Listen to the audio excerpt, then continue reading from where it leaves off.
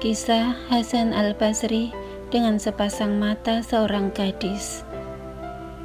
Apabila melihat kebanyakan orang mulai mencari agama di saat makin hampirnya hari kiamat ini, berapa ramai wali Allah yang pada mulanya orang yang buta agama, orang yang selalu berbangga dengan kemewahan, orang yang selalu menzolimi orang lain, perampok, penyamun, dan berbagai lagi.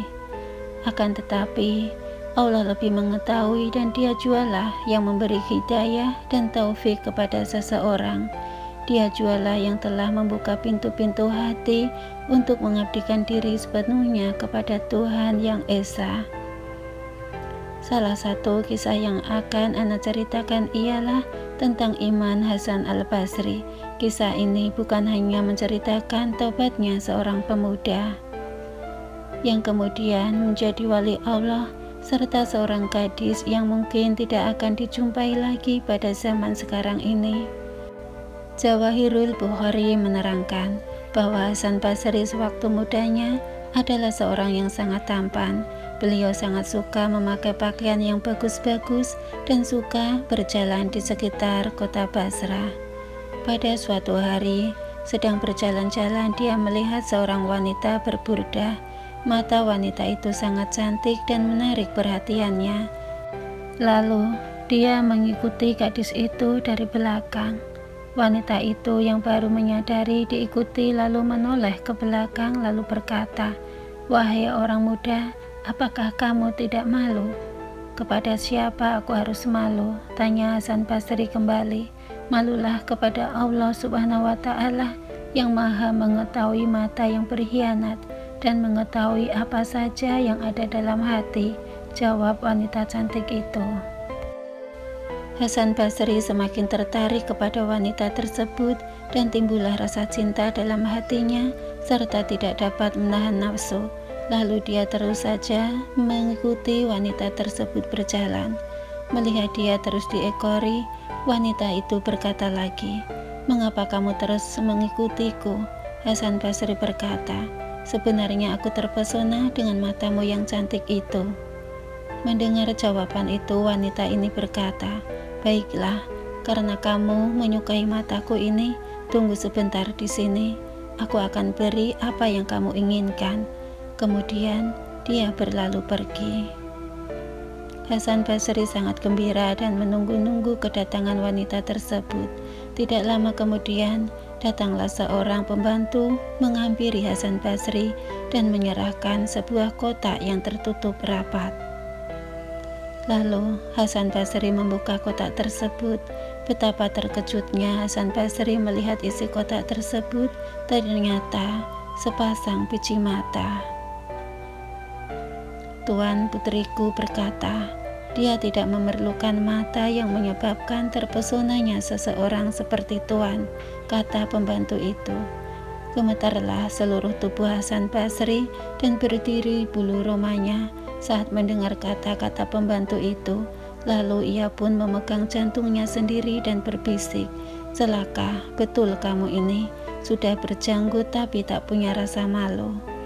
Setelah menyadari kesalahannya itu, maka dia pulang ke rumah dan menangis semalaman karena menyesali segala perbuatannya itu.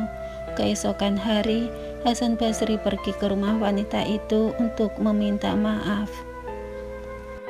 Tetapi ketika sampai, dia mendengar suara wanita-wanita menangis dan bertanya apa yang terjadi, dan diberitahu bahwa ada yang meninggal karena mencongkel kedua matanya. Hasan Basri kembali ke rumah dan menangis selama 3 hari 3 malam dan menyesali segala perbuatan dan kelemahan imannya. Dia bertaubat kepada Allah untuk tidak lagi menjadi lelaki yang tidak sopan. Pada malam yang ketiga, Hasan Basri bermimpi bertemu dengan wanita tersebut dan melihat wanita itu telah berada di surga.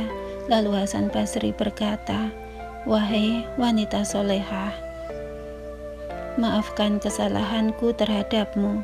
Wanita itu menjawab, "Sebetulnya aku telah memaafkan kamu sejak dulu dan aku telah mendapat kebaikan yang banyak dari Allah Subhanahu wa Ta'ala. disebabkan kamu. Setelah Hasan Basri mendengar pengakuan dari wanita itu, dia memohon nasihat yang baik. Dengarlah nasihatku ini. Apabila kamu sendirian, hendaklah kamu berzikir kepada Allah Subhanahu wa Ta'ala setiap pagi dan petang, memohon ampun dan bertaubatlah kepadanya. Akhirnya, Hasan Basri melaksanakan segala nasihat wanita itu, sehingga dia masyhur dengan ketakwaannya dan ketaatannya kepada Allah, serta mendapat derajat yang mulia di sisi Allah, serta menjadi wali kekasih Allah Subhanahu wa Ta'ala.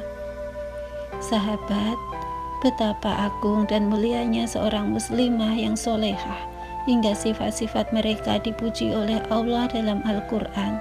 Sesungguhnya lelaki dan wanita yang muslim, lelaki dan wanita yang mukmin, lelaki dan wanita yang taat, lelaki dan wanita yang jujur, lelaki dan wanita yang sabar, lelaki dan wanita yang khusyuk, lelaki dan wanita yang bersedekah, lelaki dan wanita yang berpuasa, lelaki dan wanita yang memelihara kehormatannya, lelaki dan wanita yang banyak menyebut nama Allah. Allah telah menyediakan untuk mereka ampunan dan pahala yang besar.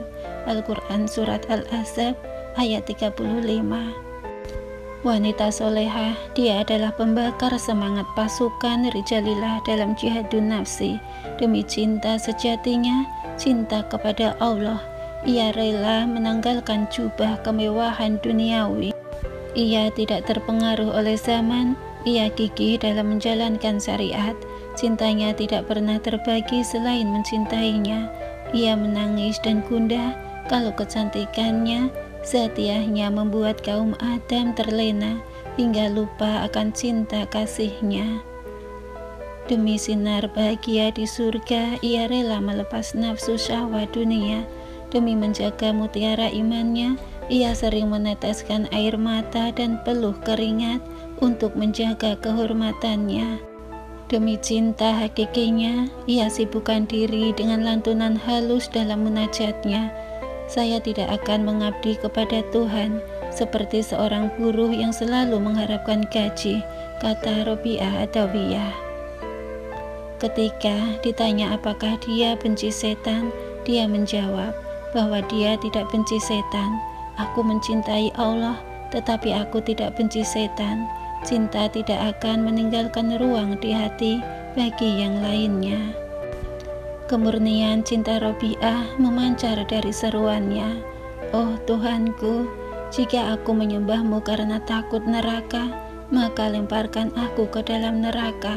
Jika aku menyembahmu karena mengharapkan surga, maka jauhkan aku dari surga. Subhanallah.